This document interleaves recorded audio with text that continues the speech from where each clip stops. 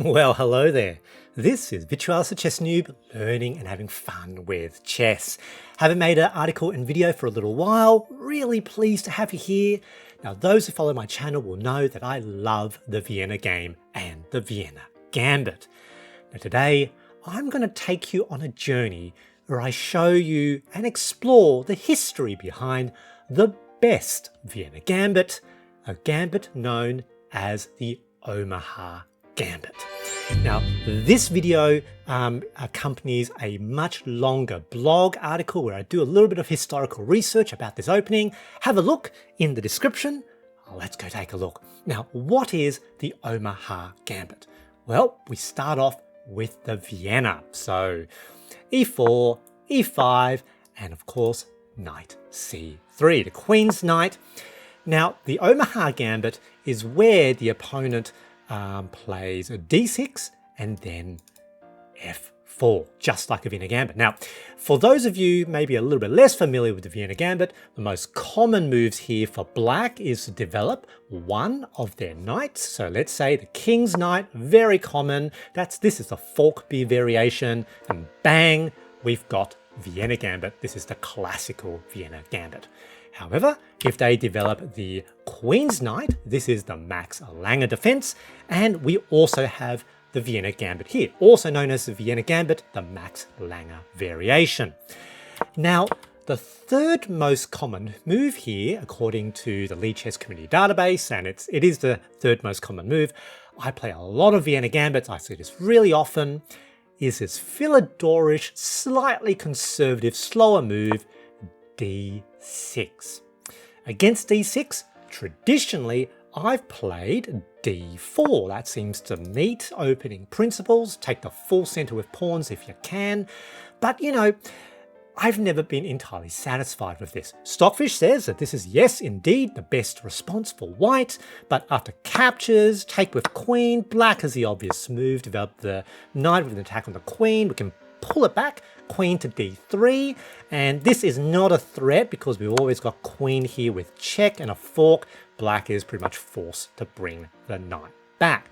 However, the problem here is I don't really like the queen in this position. I don't like playing down these positions. So, you know, a little bit of a quandary. But as I said, against here, we also have another Vienna Gambit. So another f4 Gambit, and this is the Omaha Gambit.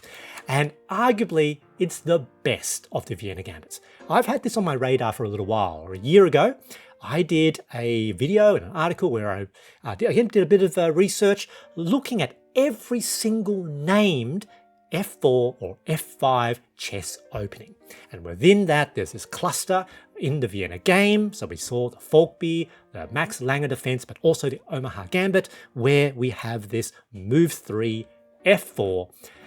However, unlike the other Vienna Gambits, where white actually gives a bit of an advantage to black, in this position, white is just equal with black. It's 0, 0, 0. White does not give up. You know, black is not better in this position. And even more interestingly, when we look at how successful is this gambit. With the other Vienna Gambits, works really well at the beginner intermediate levels, but less effective against higher rated players.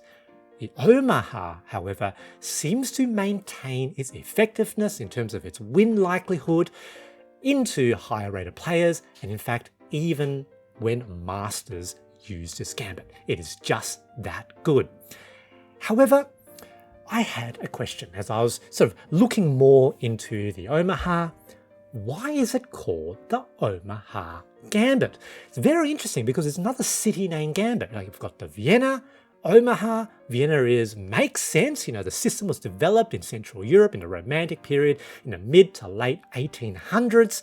But Omaha, you know, in Nebraska, you know, a city in the American Midwest on the banks of the Missouri River, has nothing seemingly to do with Vienna and Central Europe, Austria, Germany, Prussia, around that area. So how did it get its name? Now, initially, when I did a bit of just a Google search looking at the main chess sort of databases, it's silent. It doesn't say why it's called the Omaha Gambit. I looked up my usual resources, the Oxford Companion to Chess and the Unorthodox Chess Openings, two great books for researching unusual chess openings. They don't have an entry. Next, I looked at Bill Waugh's absolutely amazing website. It's a massive compendium of chess information. He's got something like 4,500 articles on his website. Unfortunately, his website's no longer up, but you can still access all his information through the Internet Archive, the Wayback Machine. Links are in the article, linked to this video. And unfortunately, he didn't have an entry either. So next, I used the Lumbras Gigabase, a free, massive database of chess games, including many, many historical games. I think it's somewhere around 15.5 million games in database now. I did a search because you can search from the position, and here I struck gold. So the second game in that list was played by someone called Ohman. Who's Ohman? Don't know. But importantly, in 1942, he played this game in Omaha, and he won the game I saw in 15 moves by checkmate. So I decided to have a look at the game, and it's an absolute cracker. It is such an awesome game. Let's go take a look. All right, so Howard Ohman, so later I discovered it's Howard Ohman, but at this point I only had the surname Ohman against someone called Buckle. Well, let's have a look at this game. So we start off with, of course, the Vienna Game. They played a slightly slow d6, black, and now, bang, we've got the Omaha Gambit. Accepts the Gambit, which is the best move for black, and now white plays the knight. That sort of makes sense. It's actually a little bit inaccurate. Queen to f3 is actually best, but there's a very tricky idea here. Let's go take a look. And at the end, I'm going to cover a recent game I played myself. I'm going to go through the very beginnings of the Omaha Gambit. But here, they developed the knight. Seems to make sense because, you know, there's this queen h4 check, which is common in Vienna Gambit lines. Now, black seems to make sense, plays his bishop. Is actually a bit of an inaccuracy. That gives, you know, that check, makes sense. Now, develop the bishop. So these moves all make sense. Knight, bishop, and potentially d4. Notice with this potential attack on the weak f7 pawn. These are classic Vienna Gambit ideas and tactics. So what are they going to do? They give a check. Makes sense. They block the check. They take with the pawn. Makes sense. Short castles. They give a check. King slides into the corner. Surprisingly is quite safe. It looks a little bit, you know, dangerous. Well, let's see what happens. All right, bishop here, you know, basically holding onto the position. It makes a lot of sense. It's actually a mistake. Bishop have to come back. But now Ohman strikes an absolutely devious attack. At the moment, we're at the end of turn 8. In turn 9, it all turns around. And I absolutely love this romantic approach, romantic attack. Bishop sacrifice on f7. Stockfish calls this a blunder. Black potentially can get ahead here, but it's difficult to find, difficult to see. King, of course, captures. Knight leaps forward. Double check. And in this position, the correct move for black is to move the king back to e8. Now, when you look at this position, it doesn't look like it can be quite right because we've got 1, 2, 3 pieces attacking the weak f7 square, these weak light squares. Queen's about to come into the game. It just looks absolutely terrible, doesn't it? Because if you do that, queen gives a check. Yes, you can block, but it looks like this is a classic pattern. Take, and it looks absolutely terrible, but black is actually fine here because they've got this gangster move with knight in this position with an attack on the queen. So the knight can jump out with a discovered check, but the queen is lost. and white cannot keep pushing. If they try to capture, doesn't work. Take with the queen, yes, capture, but now with the king in that position, pretty much white has no real options. So white pretty much forced to trade to queens, and black is winning in this position. So, but black will need to have the clarity of thought to realize against this double check, the king has to come back in this position and then play accurately for the win. In fact, when we look at the Lead Chess Community database, it almost doesn't matter if black finds the accurate, correct move. White is almost, have a massive win likelihood advantage here. In this game by Ohman, black sees this, moves the king forward, which is actually a blunder. There's a mate in 5, and it's such a cool mate in 5. Ohman now sacrifices 4 pieces in a row. Let's see what that looks like. Check, sacrificing the knight is captured. Pawn now, with check, this is a force move, king has to take. Bishop with check, basically best move, one of the best moves for black is to take the bishop. Notice queen is hanging, doesn't matter. White moves the A rook to the D file, so rook A D1. It's mate in 1. White in fact has multiple checkmates here. Black of course takes the queen, and bang, absolutely brilliant checkmate. It's such an amazing tactical pattern played in by Ohman in Omaha. And in this situation, now that I had a game and a name, Ohman, I could do a search. Looked back on Bill Wall's chess page, so searched for the name Ohman on his website, and there was a hit. He has a page on chess records, and it was noted that that Howard Ohman, so now I had the first name as well, Howard Ohman holds the record for the most state championships won. Bill Wall had listed him having won the Nebraska State Championship, so he was a Nebraska State champion 25 times. When I did a bit of confirmation in the Nebraska Chess Association's website, he'd actually won 26 times.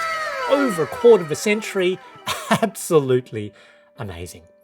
And in that search, because now I had his name, I found a really cool article published in Chess Life just a little bit early. I think in 2020 it was published.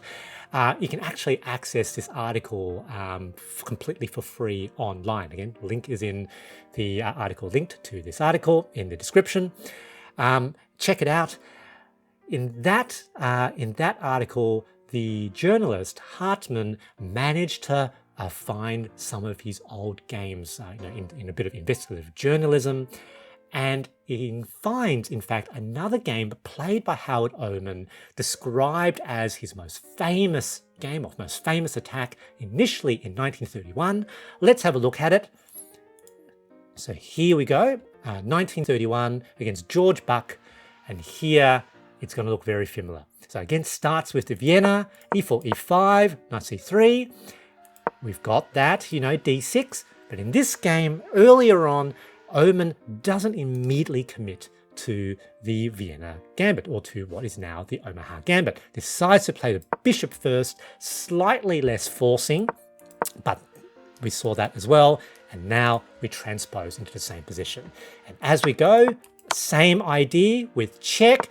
We block the check. They capture with the pawn, bang, we've got the castle, they take, king in the corner, bishop in that position, bishop sacrifice, captures, double check, and again in this game, king marches forward, we get exactly the same, pattern. Now here I kept to the annotations provided in that article by John Hartman, which is why it's a little bit different from the other one. Bang, queen, king takes the knight, pawn, king takes the pawn, bishop, king takes the bishop. We've got rook ad1, we sacrifice the queen, bang, it's mate. So absolutely lovely. Same pattern a decade before. And so here we've got a very lovely pattern, haven't we? So Ohman knew of this attack, played the Vienna, and by the 1940s, very likely early on, he was committing to the gambit f4, the more forcing line, because if you play the bishop first, it can transpose into something else. Playing it I think that game was probably in the Nebraska State Championship of that year.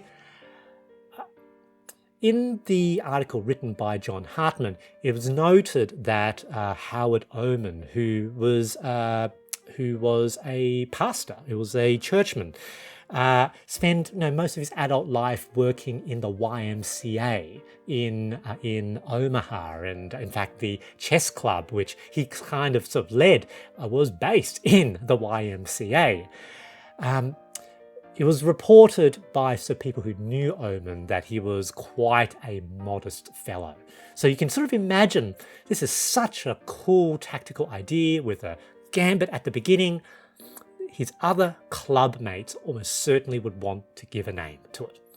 I don't think Howard Ohman would have accepted, a gaudy sort of name like the Ohman Gambit. And if you imagine that you were a member, an enthusiastic member of the Omaha Chess Club during that period, during the time of Ohman, what would you have called that opening gambit? Clearly the Omaha Gambit, and that is where I think the name arises. So it's not really reported anywhere else on the internet, but I think this is almost certainly the source of the name. Now let's have a look at a game I played of the Omaha Gambit against random Noob just a little while ago, and we can see sort of potentially a approach that I use, an approach that you might try as well. So starting off, of course, here we've got the Omaha Gambit. They accept. Now if they don't accept, let's say they play one of the knights, which is really common in this position. It effectively transposes into a line similar in one of the other Vienna Gambits, either the Falkbeer Vienna Gambit or the Max Lange Vienna Gambit. And that is completely okay, because in both those gambits, effectively black can decline the Vienna Gambit by playing d6, and there's an approach to that down those lines. But if they accept here, as I said, best approach, the most accurate move is queen to f3. However, the choice almost doesn't really matter. It's a great choice to have, because the other three logical sort of moves is knight to f3, which of course defends against that check, or bishop to c4 with that attack, or potentially d4, developing our d pawn, take control of the center with pawns, also open up the dark square diagonal for our bishop to pressure their pawn. Stockfish actually calls these other moves here to be inaccuracies. But when we look at the Lead Chess Community database, it doesn't matter. Each of these moves are completely winning in terms of the win likelihood ratio. Queen, however, bring a queen out where it's technically the best move. It's romantic. I like it. Let's do it. And I suggest that this is a pretty good approach for you as well. So in this game, black did a very natural King's Gambit-like thing, or we also see this line in the Max Lange Vienna Gambit as well, which is to try to defend their pawn with g5. And part of the tactical idea here is that for black to forcibly try to hold on to that pawn is a mistake. So they can try a little bit. So, g5 is fine. But if white keeps putting pressure on that pawn, they shouldn't keep trying to defend it. And instead, they should just develop and give the material back. However, once you've committed down that line, it's a little bit hard to think that, isn't it? So here, the thing to know is to destabilize a g5 with h4. And here, the opponent tries to, again, keep the defense on, develop the bishop. There we go.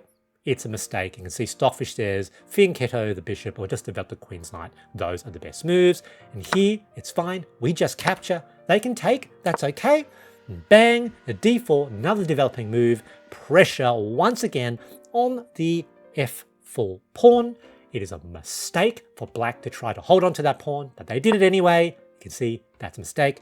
Queen to f6, and when black's queen goes f6, it's again a very thematic attack that we have in the Vienna game, in the Vienna Gambit, which is queen's knight to d5. It's a powerful move, attack on the queen, a fork on the c7, which chains with a absolute fork of king and rook. This basically forces the queen to go all the way back, potentially. Yeah, they could give a check first. That's fine too. But the queen has to go back, so they lose tempo. And effectively here, I'm so far ahead in development that the difference in material literally doesn't really matter. So, bang, I capture, they can take here, they decide to attack the knight first. And in fact, in this position, I've got a number of options. So I can take with an attack on the queen, and if they take this way, of course, bang, we've got that fork.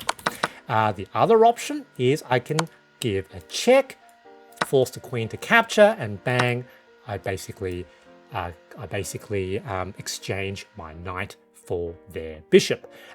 This, I think, is technically more accurate. Now, in the game, because I knew I was quite ahead, I decided to take a slightly more conservative approach. I thought, nah, let's just pull the knight back. I knew it probably wasn't the most accurate, but it's winning anyway. So, but I did do that move. Those other two moves were a little bit better to stay, keep the aggression. Again, trying to hold on to the bishop, that's a mistake. Captures, and look at these very, very weak light squares around the king, completely winning now. I decided to just get my king out of the center first. They try to defend, doesn't matter. The weak light squares, bang, it's check. King moves across. Bishop here, I think by this point, black had just kind of lost heart of the game, really. You know, they can keep things going a little bit, but you can see the Stockfish variation +6 or so. Black is completely lost. It doesn't matter that there's material equality. There's no development. My pieces are now going for the attack. Fully open f-file. King's on the f-file. You know, the rook can go in. It is absolutely terrible for black. In this position, black just makes a straight up blunder, and there we've got mate. Good game. GG. The big takeaway from this game, especially if you're a Vienna game aficionado, is to try the Omaha Gambit. It's rarely played, surprisingly enough, but it is really, really good. Now, if you're not someone who, you know, has played the Vienna before, it's not quite your system, keep it in mind. You know, it's a really good and fun, romantic system to play, and the Vienna game will always be there and wait for you. I hope you enjoyed this video, and thanks for watching.